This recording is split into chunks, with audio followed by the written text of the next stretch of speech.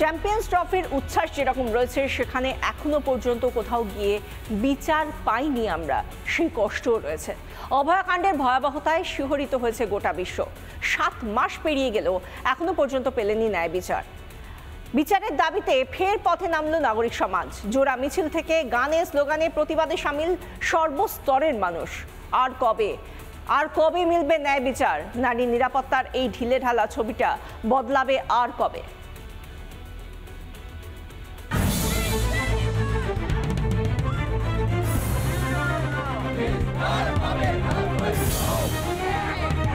অভয়াকাণ্ডের 7 মাস পার, ফের প্রকৃত অপরাধীদের শাস্তির দাবিতে পথে আমজনতা। শহরের 2টি জায়গা থেকে শুরু হয় প্রতিবাদ মিছিল। অংশ নেন অভয়া মঞ্চ, জয়েন্ট প্ল্যাটফর্ম অফ ডক্টরস এবং ওয়েস্ট বেঙ্গল জুনিয়র ডক্টরসের সদস্যরা। 7 মাস হয়ে গেছে, তবুও প্রতিবাদের সুর একটুও দমানো যায়নি কলকাতার মানুষকে। যত দিন পেরোচ্ছে, অভয়ার প্রতিবাদের দাবিতে আরো তীব্র হচ্ছে রাজপথ। 8 থেকে 80 প্রতিবাদ মিছিলে অংশ নেন প্রত্যেকে। মহিলারা যে সুরক্ষিত নয়, নিরাপদ না, সেটা সব থেকে বড় প্রমাণ যদি হয়ে থাকে 7 মাস আগের অভয়া কাণ্ড। তারই প্রতিবাদে আজকে 7 মাস হয়ে গিয়েছে অভয়ার যে হত্যার ঘটনায় এখনো পর্যন্ত বিচার হয়নি, আর সেই বিচারের দাবিতেই কিন্তু এই মুহূর্তে মিছিল চলছে। 8ই আগস্টের ভয়াবহ ঘটনার কথা মনে আসতেই শিউরে উঠেছেন প্রতিবাদীরা। ওই মা বাবা কার কাছে যাবে আপনারা বলুন তো? সবাই যদি এইভাবে সেটিং করতে ব্যস্ত হয়ে যায়, সবার কি অর্থের এতটাই প্রয়োজন? মানুষের জীবন দরকার, জীবন নিয়ে কিভাবে ওরা বেঁচে থাকতে পারবে? দোষ আর পাপ কিন্তু এক নয়, বারবার আমরা বলছি।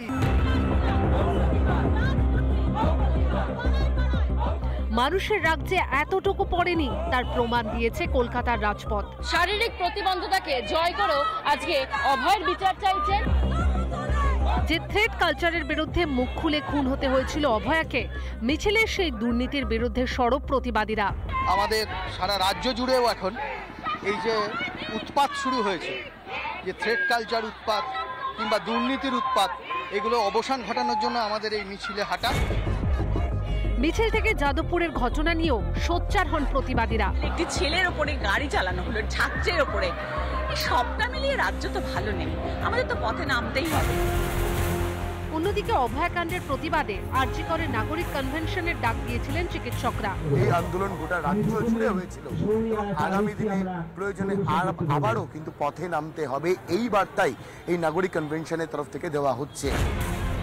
সেখানে যাদবপুর কাণ্ডের বিচার চেয়েও সোচ্চার হন প্রতিবাদী চিকিৎসকরা। পুলিশের ভূমিকা নিয়েও সরব হন তারা। পুলিশকে আর কিছু বলে মনে হয় না।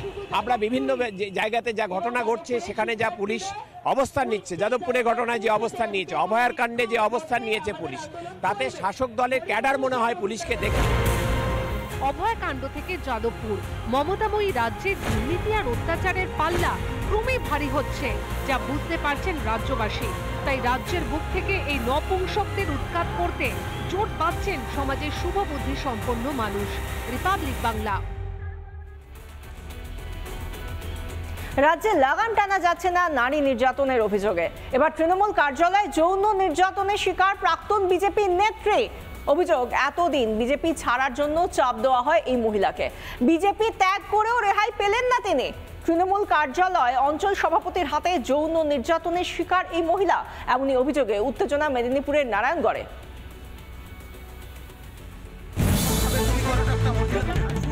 রাজ্যের মহিলা মুখ্যমন্ত্রীর শাসনে তৃণমূলেরই কার্যালয়ে প্রাক্তন বিজেপি নেত্রীকে যৌন নির্যাতনের অভিযোগ।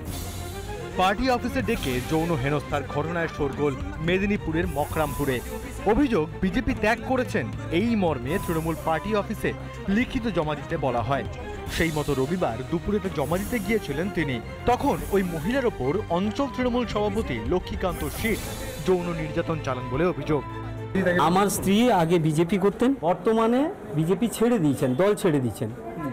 সেই কথাটা জানাতেই সেটা লিখিতভাবে জানাতে হবে আমাদের অঞ্চল সভাপতির বক্তব্য।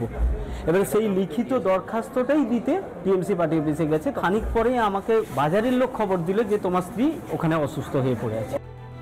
অভিযোগ, বহুদিন ধরেই প্রাক্তন বিজেপি নেত্রীকে টার্গেট করেছিল স্থানীয় শাসক নেতৃত্ব।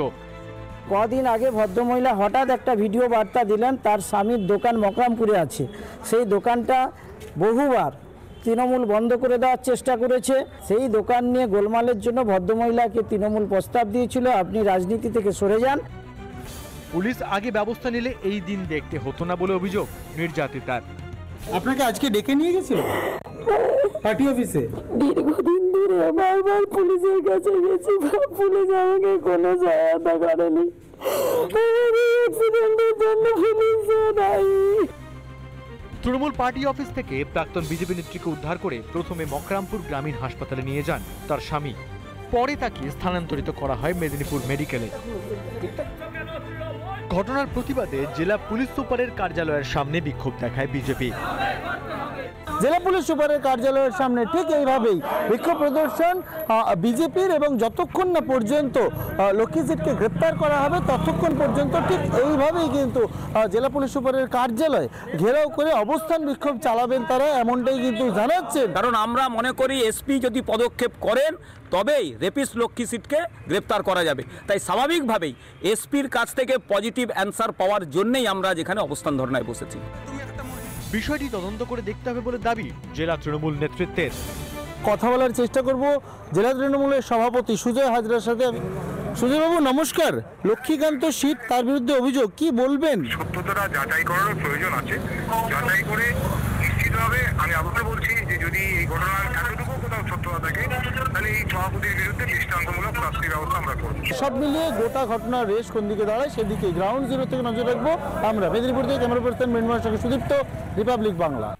নানা ধরনের কন্টেন্ট দেখার জন্য লাইক করুন, শেয়ার করুন আমাদের ফেসবুক পেজ, সাবস্ক্রাইব করুন আমাদের ইউটিউব চ্যানেল। পাশাপাশি অন্যান্য ব্রেকিং নিউজের জন্য অবশ্যই চোখ রাখুন রিপাবলিক বাংলায়।